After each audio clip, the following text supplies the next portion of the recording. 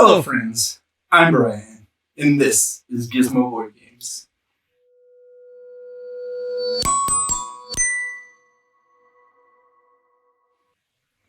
Last year, I started a new series where I look back at games from 5, 10, and 15 plus years on the fives ago, every 4 months or so. And I'm continuing that series now as we look back at 2019, 5 years ago from right now in 2024. So what I'm going to do is look at the games I enjoy from 2019. And obviously, I can't name them all, especially in a good year such as 2019. Widely regarded as a great year for board gaming is 2019, and we'll hit on some of the reasons why as we go through this list of games. So look at the games I really enjoy, the expansions I enjoy, the games I still am looking forward to getting my hands on and haven't played yet, and then same for the expansions. So without much further ado, here's the games from 5 years ago, 2019, that I call out on this video. Starting with the games I really enjoy. First of all, is a big 2019 release. Everybody's seen it. If you haven't played it, I'd be surprised at this point, but one of the biggest games in the world is Wingspan. And Wingspan released from Stonemaier Games in 2019, along with the game behind my head, Tapestry. So a big year for Stonemaier Games, really got them on the map even more so if they weren't already from Viticulture. The prior games, with the release of Wingspan, everybody kind of knows who Stonemaier Games is, and they continue to produce what I think are pretty good games and mostly accessible ones.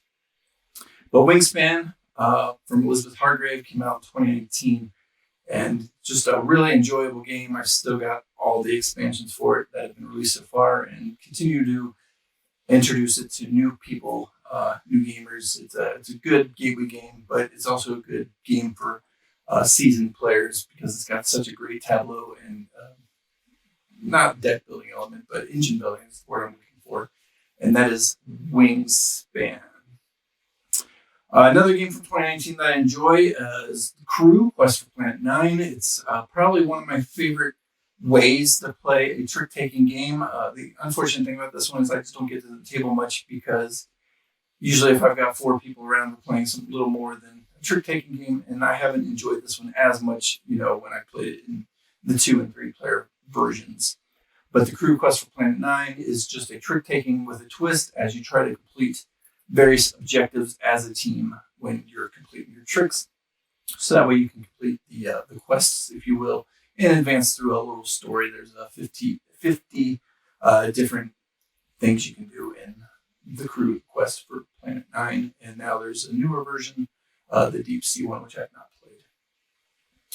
Next up is a game I just played this past winter. My brother owns it and introduced it to me, and it was a lot of fun. It is Parks. A game where you're working your way kind of across the parks, moving in order. You can't, the system where you can go as far as you want, but you can't go backwards. And then at the end of every round, you kind of reset the board and you have more options. And you're just going around collecting resources and visiting parks, taking pictures, doing whatever it takes to try to score the most points from journeying to the most parks in the most proficient way you can. I really like Parks. Another good, fun introductory game that came out in 2019. A big family game, a game that is one of my family's favorites, or at least it was when we first got it because they do like cats. It's the Isle of Cats. Just a great little polyomino. You're placing different shapes of cats because they lay around in whatever ways that cats do. So you've got different shaped cats in different colors. And you're trying to put same color cats together. You card drafting if you're not playing the Dead-On family version, because there's, I think, 3 different ways to play it. The standard way, you're drafting cards and passing them around, so it's got some card drafting. In the family way, you just kind of get what you get. Everybody gets the same thing. I really enjoy the card drafting element because you can draft towards goals, you can draft towards getting more cats off the island, you can draft towards getting treasures and things to fill your boat. So there's a lot of thinky, crunchy choices, but it's not overly complex, and you really do have to weigh out your decisions, but not in a heavy amount of way. And you're freeing cats from the island, put them in your boat, piecing them together kind of Tetris-y style from the different shaped polyominoes, and trying to collect as many of the cats that you need to complete your objectives or some of the main objectives on the board. Just a lot of fun. I really like the Isle of Cats. A game I didn't realize was as old is one of my favorite cooperative games. It's Horrified, the original one with the Hollywood Monsters, I think is the official version of it. But it's got Dracula and Frankenstein and or I guess Frankenstein's monster and his bride. And who else is it? Wolfman, Invisible Man. And you're going around the board. It's a little bit of pick up, deliver cooperative style as you're gathering the things you need to either fend off the monsters and do various mini games in a way to reach objectives to get the monsters off the board. And once the monsters are completely free from the board, you win. But at the same time, villagers are coming out. They're not quite smart, so you also need to kind of guide them to safety because if too many of them get taken, then you're going to lose the game. So it's just a great, fun little cooperative pick up and deliver style game. I really enjoy Horrified. The next one is one of my, I guess, hidden gems. I don't know how hidden it is these days, but you don't hear much talk about it. It's not Horrified, I just talked about that one. The Magnificent, a game from Artipa Games. And I just really enjoy The Magnificent. It's such a tight action selection game because it's got only 3 actions you can take. One of them is to collect tents to put into your circus area because you need to have certain tents for certain performers to come perform in. Another action you can take is to create those performances and generate points and money from performances. And those go towards end of round and end of game objectives, perhaps. And then the last action you can take is to go around the tents themselves, collecting more performers and more performances and more items to help you along the way. So it's a great little, really tight game of hard choices in only 3 actions. You only get, I think, 4. Yeah, you get 4 turns in a round. There's only 3 rounds, I believe. And each turn you're actually picking a card that is drafted either at the beginning or around the round. And those are your action cards that you're going to play on. It's dice drafting. It's a lot of great puzzly fun. I really like The Magnificent. If you like dice drafting, if you like tight action selection choices and tight points, collecting resources and playing polyomino and achieving objectives, it's got all those things in it. And it really takes a little bit of time to play, at least to teach and perfect, but once you get into it, it's really not even hard to play. It doesn't take all that long either. I really enjoy The Magnificent from 2019. And the last one I want to talk about, even though there are many, many other great 2019 games I played, I don't want to ramble on and on more than I already am. So the last one is just my favorite, or one of my favorite at least, roll and write games. And I've only played this game once, but it really left an impression. I would like to get my hands on it again. It is on tour. I played the Europe version of it as we were going around Europe from site to site. But basically, somebody's rolling the dice, and from those dice, you're going to put them on to a spot on the board, a city that your tour is going to visit. And you want them to go in chronological order to create the longest, best route, visit the most cities on your tour. Of the dice that were rolled, you're either going to take a 3 and a 6 roll. You're either going to put a 36 or a 63 into. Or I guess maybe you're doing both. It's been a while since I played it, so I apologize if I'm getting a little bit of this wrong. Maybe you're playing both. Maybe you're playing both the 36 and the 63 in 2 different sections. And those sections are decided by the cards that are going to come up for the round to decide if you're going to be in the north part of the board, the south part of the board, the east part of the board, or the west part of the board. And you're going to pair the numbers you play into that sector of the map. So everybody's going to be making the same or similar choices, but in the end, everybody's boards are going to be different from those choices. And again, you're just trying to make the most chronological route. So if you've got to play a 63 into the south sector, you could really be screwing up. I think it's 2 10-sided dice. But anyway, the 63, if you put it towards somewhere if late in the game and you don't have anywhere good to put a 63, you're just kind of losing that city in the tour probably. I didn't explain that very well, but it's a fun game. One of my favorite roll and writes for sure that is on tour from 2019. All right, let's get into the expansions from 2019 that I enjoy. There's just a couple of them I want to talk about. First one is Wingspan Europe. Came out the same year as Wingspan. That was interesting for me to find out that was the case. It seems to be the case, at least according to the BGG. So Wingspan Europe and Wingspan just added more cards. It added the end of round goals, I believe. So it added quite a bit to Wingspan without making things overly complex. I really do like the cards with the end of round abilities as well. It just adds that little bit more to your tableau. And then the other expansion I was going to talk about is Everdell Pearlbrook, which just introduces the pearls to the game. Pearls, another resource. I'm not sure if they're wild. I don't remember. It's been a while since I played that one. But Everdell Pearlbrook, another good expansion from that year.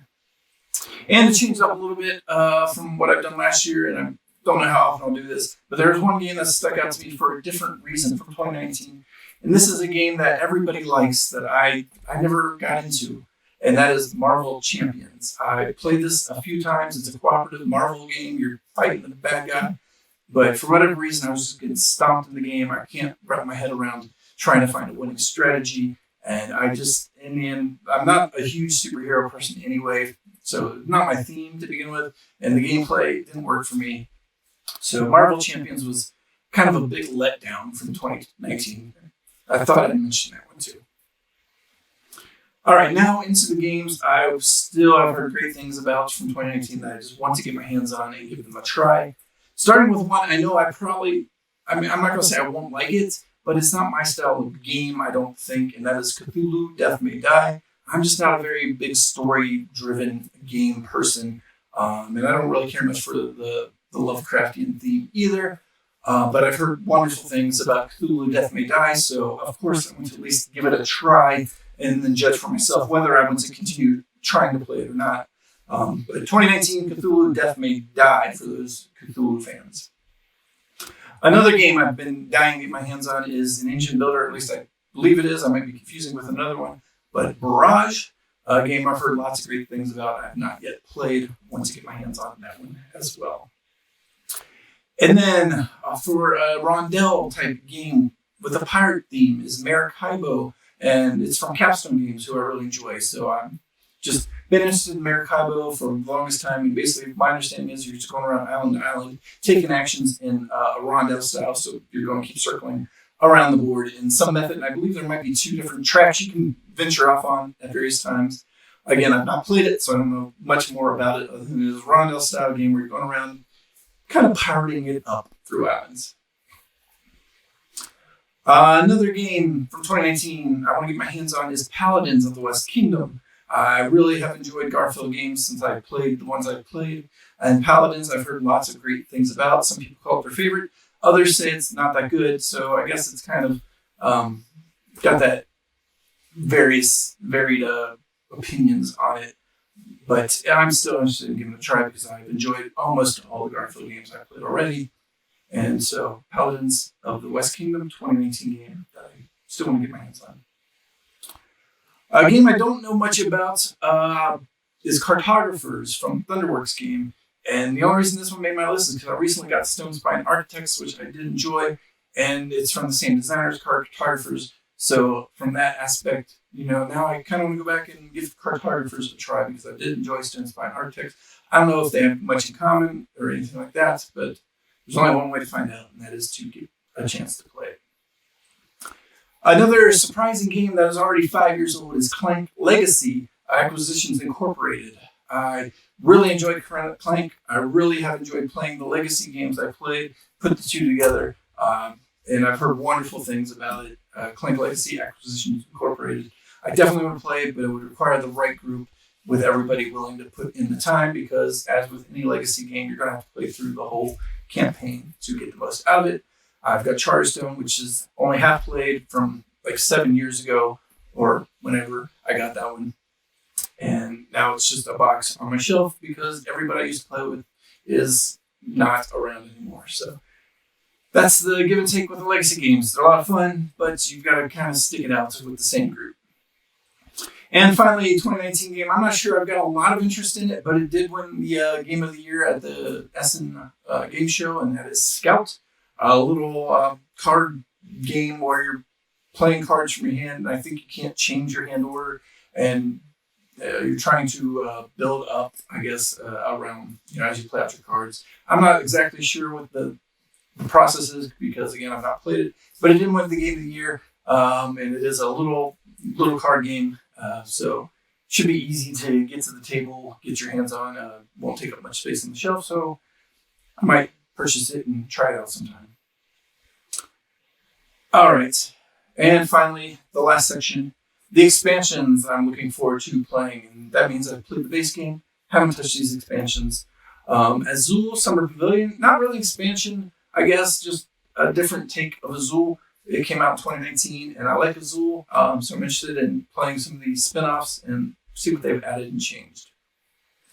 Century, A New World, I think, is also another standalone game, or you can mix it in with Century Spice Road, or whatever the first one is. A New World is another expansion. I don't remember if it's the second or third one, but there are 3 expansions for the Century series. I have Spice Road, and I'd like to try the game with some of the other expansions.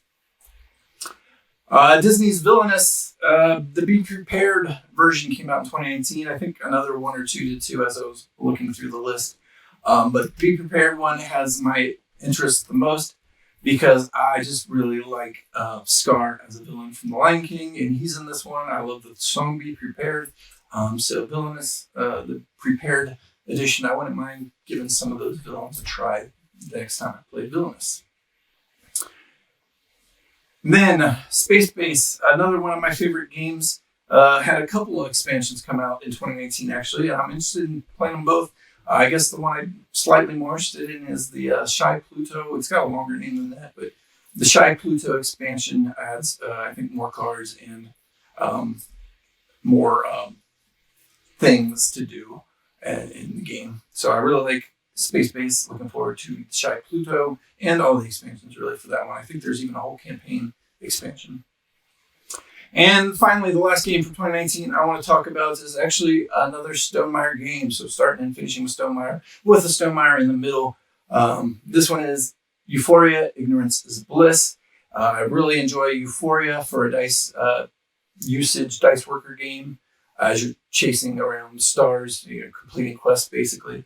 The Ignorance is Bliss expansion adds the solo module, and that is why I am really interested in getting my hands on that, because I do play more than half my games solo. So anytime there's a decent solo module, I'm always interested. So Ignorance is Bliss for Euphoria, a great game with what I hear, a really good solo module. Look forward to getting my hands on that. So that's 2019, at least my kind of quick run through of it, from the games I enjoy, the games I want to play, the games I've heard good things about, the expansions. Please comment below what I've missed, what I've forgotten. I scrolled through BGG 2019 games for 4 or 5 pages deep, getting all these games written down, but I'm sure I've missed some or purposely left them off the list. Whatever the case is, let me know your favorite games from 2019, games I need to check out. I'll look forward to read those below. Give me a thumbs up if you like this video. Subscribe below if you haven't already, and I look forward to seeing you next time. Bye.